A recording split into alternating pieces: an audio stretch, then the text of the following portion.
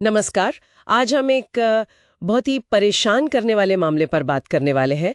सिंडी Rodriguez Singh, एक माँ जो अब एफबीआई की 10 सबसे वांछित भगोड़ों की सूची में है। जी हाँ, ये मामला वाकई झकझोर देने वाला है। हमारे पास कुछ न्यूज़ रिपोर्ट्स है, एफबीआई की अपनी जानकारी है, और हम आज ये समझने की कोशिश करेंगे कि सिंडी सिंह आखिर है कौन, उस पर इल्जाम क्या है और क्यों वो एफबीआई की टॉप प्रायोरिटी लिस्ट पर है। बिल्कुल, और कहानी का जो सबसे दुखद पहलू है वो है उस पर अपने ही 6 साल के बीमार बेटे की हत्या का आरोप। हाँ, तो शुरू करते हैं। ये सिंधी सिंह कौन है? डैलस टेक्सास की रहने वाली है, करीब 40 साल की अमेरिकी नागरिक। जी, और 1 जुलाई 2025 तक एफबीआई की टॉप 10 लिस्ट में 537वीं भगोड़ी। ये नंबर भी मायने रखता है। बिल्कुल। और आरोप, जैसा हमने कहा, बेहद संगीन है। कैपिटल मर्डर का चार्ज है अपने 6 साल के बेटे नोएल रॉड्रिगेज अल्वारेज के खिलाफ। कैपिटल मर्डर मतलब टेक्सास कानून में ये हत्या का सबसे गंभीर रूप है, खासकर जब पीड़ित बच्चा हो 10 साल से कम उम्र का। और नोएल वो अक्टूबर 2022 से लापता है। हाँ, और दुख की बात है कि अथॉरिटीज अब मानकर चल रही हैं कि वो जीवित नहीं है।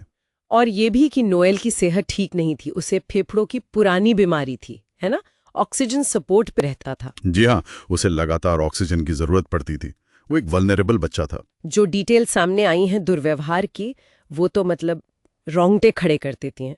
गवाहों ने बताया कि सिंडी कथित तौर पर नोएल को खाना पानी तक नहीं देती थी कई बार। हाँ, और वजह बताई गई कि उसे डायपर बदलने से बचना था। ये अमानवीय लगता है। बिल्कुल।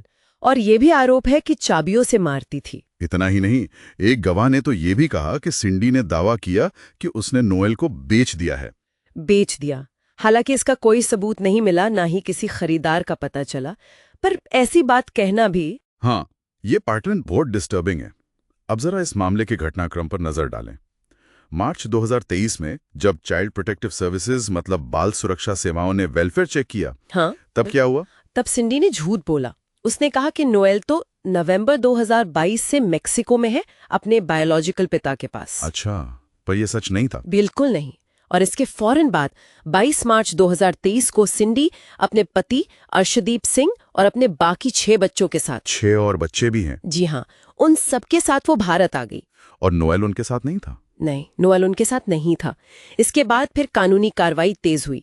31 अक्टूबर 2023 को टेरेंट काउंटी ग्रैंड जूरी ने सिंडी पर कैपिटल मर्डर, बच्चे को चोट पहुंचाने के 2 मामले और बच्चे को न लौटाने के इरादे से छोड़ने का भी योग लगाया। और क्योंकि वो देश से भाग गई थी, हाँ, इसीलिए 2 नवंबर 2023 को उस पर अवैध रूप से न्याय से भागने मतलब unlawful flight to avoid prosecution का फेडरल वारंट भी जारी हुआ। देखिए, एफबीआई की टॉप 10 लिस्ट में आने ही बताता है कि मामला कितना गंभीर है। हाँ, मतलब ये कोई छोटी बात नहीं है। बिल्कुल, एक तो अपराध की गंभीरता, एक छोटे बीमार बच्चे की कथित हत्या, और दूसरा उसका इस तरह देश छोड़कर भाग जाना और अब तक पकड़ में न आना। पहले इनाम $25,000 था, सही? जी, शुरुआत में $25,000 था, लेकिन जब उसे बात नहीं बनी तो अब इनाम काफी बढ़ा दिया गया है। हाँ, मैंने पढ़ा 25,000 से सीधे $250,000।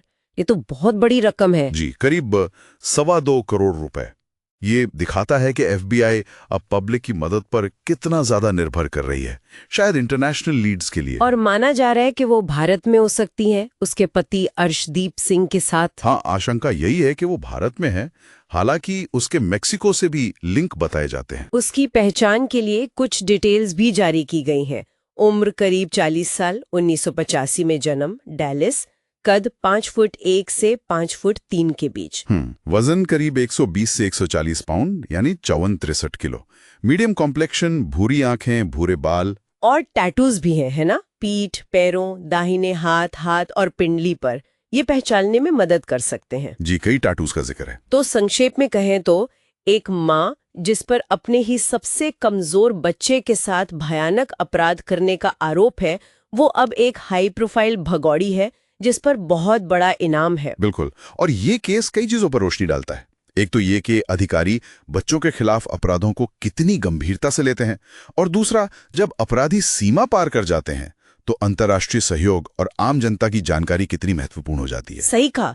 इनाम इतना ज्यादा बढ़ाना शायद यही दिखाता है कि उन्हें अब पब्लिक इनपुट की सख्त जरूरत है। शायद ट्रेडिशनल तरीके काम नहीं कर रहे हैं और अब ग्लोबल लेवल पर लोगों की मदद चाहिए। हाँ, क्यों? इसलिए अगर किसी के पास सिंधी सिंह के बारे में कोई भी जानकारी हो, चाहे कितनी भी छोटी क्यों न लगे, खासकर अगर कोई भारत या मेक्सिको में है या वहां ट्रैवल कर रहा है, तो उन्हें FBI से जरूर संपर्क करना चाहिए। FBI डैलस का नंबर है 972-559-5000 या फिर 1800 कॉल FBI पर भी कॉल कर सकते हैं। और tips.fbi.gov पर ऑनलाइन टिप भी दे सकते हैं।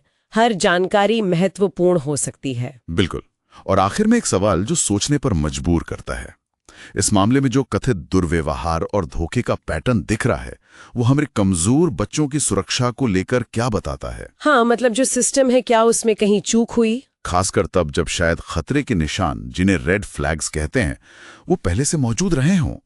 क्या उन पर ध्यान दिया गया या समय पर कार्रवाई हुई? ये सोचने वाली बात है।